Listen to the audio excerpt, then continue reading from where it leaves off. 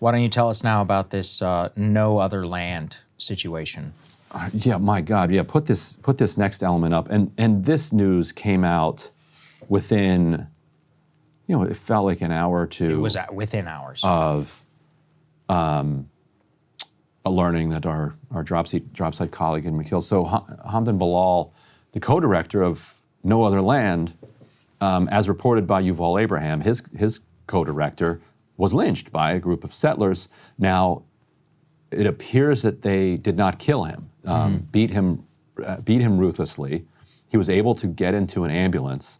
The IDF then, or some security forces, stopped the ambulance and dragged him out and took him to detention. And as often happens, the victim of this attack becomes the one that then literally gets interrogated and charged with something related to the attack. Yeah, so can we put the image of him up on the screen, just identify for people who aren't familiar with the documentary? So that's Yuval on the far right. Yeah. And that's Hamdan there to his left there, bald-headed gentleman there. And so this is in the United States of America. Right, This was Los Angeles. Yeah. Right? So he was here a few weeks ago on the stage of the Oscars. Accepting his Oscar. Accepting this. For a documentary making the case that these violent settlers are illegally uprooting people from their land. And then he goes back to his land, and the violent settlers continue trying to uproot him from his land, which goes to the point we're making about impunity, that because there used to be at least this sense that, okay, this is a person that the West cares about. There are millions of Palestinians, that we can kill or disappear. But there's a handful that the West has heard of, and so we're going to leave them alone. Right. To not even follow that norm anymore suggests how far that the society is going, because the settler society is leading. That's the leading edge of this kind of. And we have a video of this attack. This was released by Yuval Abraham, the co-director of the film. Guys, why don't we go ahead and play some of that so people can see? I mean, it's like out of a movie. You have the group of these settlers that literally are throwing stones and attacking him. As you said, after he's attacked, he is then arrested in the ambulance by the Israeli security forces, right? Right. And then taken into custody for basically no reason other than what was the justification? They didn't even give one. There were the allegations that there were some Palestinians who were threw some stones back, and so that maybe would be being Palestinian and getting attacked is enough to get you arrested. Here is the latest update from Yuval as we are filming. He says he is now free and is about to go home with his family. But I mean, it's a pretty insane ordeal. And it's very likely, as you said, Ryan, that he was likely only freed because of the international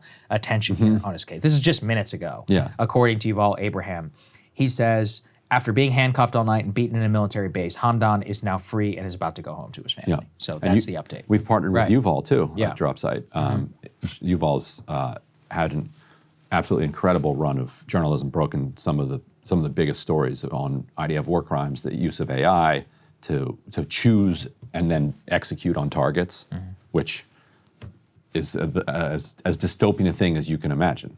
Like, you just feed information into this AI, and it looks at names.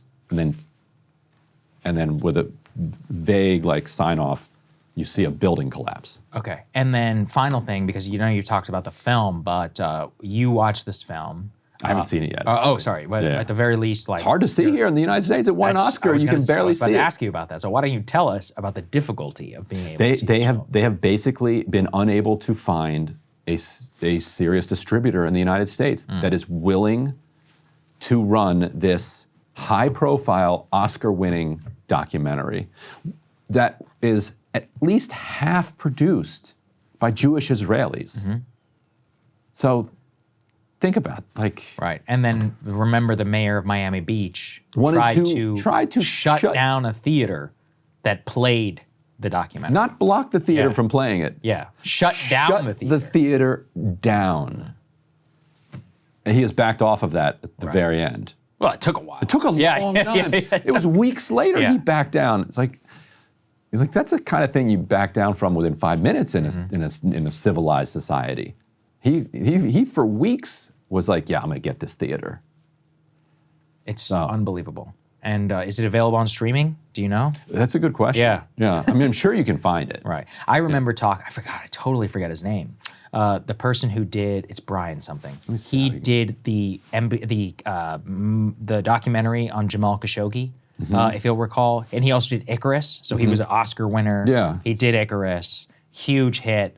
Then he did his next movie on Jamal Khashoggi, and he couldn't get Netflix or anybody to distribute it because Saudi Arabia because owns Amazon and Netflix, all these other people have all this business in Saudi Arabia, and people had to go and pay $19.99 or whatever on Amazon Prime just to rent the movie, right? Just to be able to watch it. So I think that's extraordinary. Looks like you may be able to pay $8.99 on Prime. Okay, but to get it. It's a little different as compared to being able to watch it. What that means is that it's not. They did not license it. Exactly. It's not included in your Prime video. Yes. You have to spend on top of it. Yeah.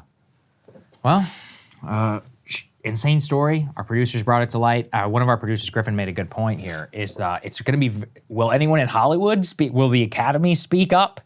For one of their Oscar winners? Will anyone in Hollywood who was, ostensibly met this man, was on a stage with him, watched it, probably went to a party. I mean, he's a literal Oscar winner here. Yeah. Insane situation. That this all happened. Adam McKay and Hassan Piker are the only Los Angeles residents we'll hear from, I'm sure. Yeah. Good point. Hey, if you like that video, hit the like button or leave a comment below. It really helps get the show to more people. And if you'd like to get the full show, ad-free, and in your inbox every morning, you can sign up at breakingpoints.com. That's right. Get the full show, help support the future of independent media at breakingpoints.com.